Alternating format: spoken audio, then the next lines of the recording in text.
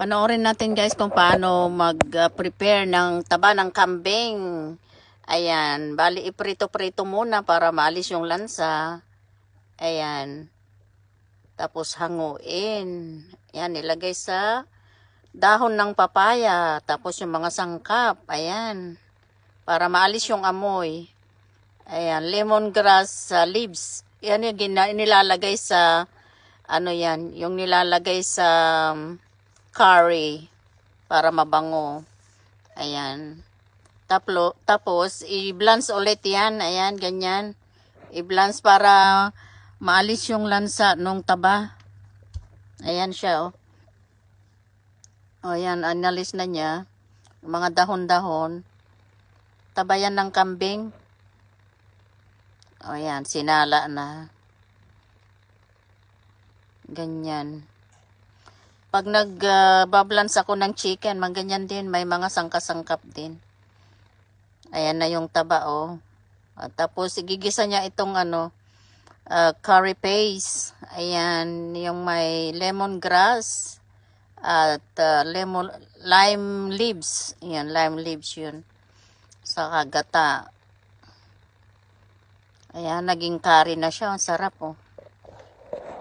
Ito yung iba namang yan, sangkap. Paminta, asin. May konting asukal para mag-balance yung taste. Ayun, saka mo ilagay yung taba ng kambing. Ayan, ready na yan. Anuhin na lang yan. Ayan, tofu naman. Didikdikin ng tofu. Tapos, patuyuin siya. Okay na yan. Tapos yan, patuyuin na para hindi basa-basa. Okay. Lagyan ng itlog. Ayan. Kahit na yung ilagay mo dyan. Pang fried rice yan, guys. Ayan.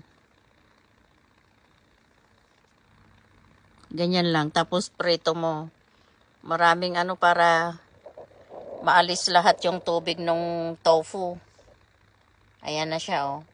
Para mahit-hit yung mga mantika. Para hindi mapasama. Tapos igisa mong ganyan. Tapos yung kanin. Ayun, pag halo-haloin, lagyan mo ng seasoning. Yan na yung fried rice. Tapos, ayun, kainin na yung curry. O, diba ang sarap? Wow. Ayan na yung curry. Taba ng kambing sa fried rice. Ready na. Thank you for watching.